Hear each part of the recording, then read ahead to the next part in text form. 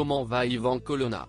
Le médiatique militant indépendantiste corse, condamné à la prison à perpétuité pour sa participation à l'assassinat du préfet Erignac en 1998 à Ajaccio, est hospitalisé depuis le 2 mars 2022.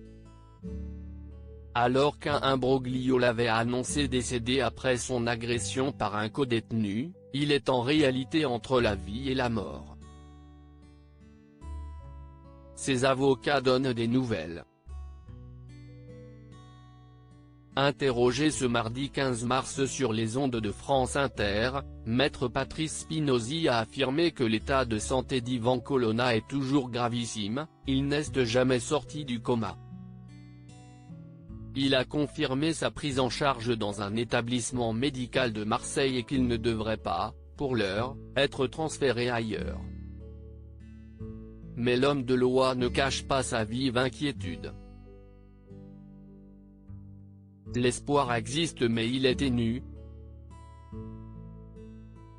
L'enjeu de son retour en Corse va exister s'il vient à se remettre, pour l'instant il est là où il est traité au mieux, a-t-il ajouté. La veille, son autre avocat maître Sylvain Cormier, avait de son côté évoqué le pronostic vital engagé d'Ivan Colonna, justifiant la saisie de la justice, auprès du juge d'application des peines, pour demander une suspension de peine. Pas une faveur mais seulement une mesure prévue par le Code, a précisé Patrice Spinozzi. Si elle était accordée elle ne serait cependant que provisoire. S'il y a une amélioration de son état, il faudra alors que le juge d'application des peines réexamine la possibilité d'une éventuelle réincarcération, a-t-il ajouté. Des poursuites pourraient prochainement être engagées par la famille d'Ivan Colonna contre l'État afin de répondre d'une faute ou d'une défaillance de l'administration.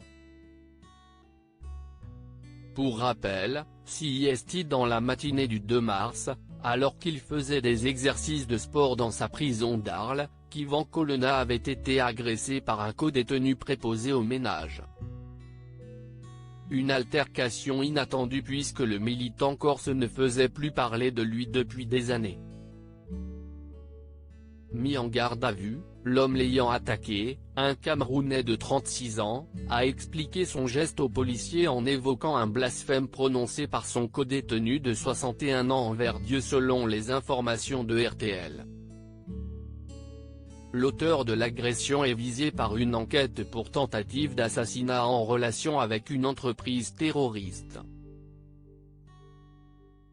Depuis cette affaire, la Corse vit au rythme de violentes manifestations et le ministre de l'Intérieur, Gérald Darmanin, est attendu sur place mercredi 16 mars.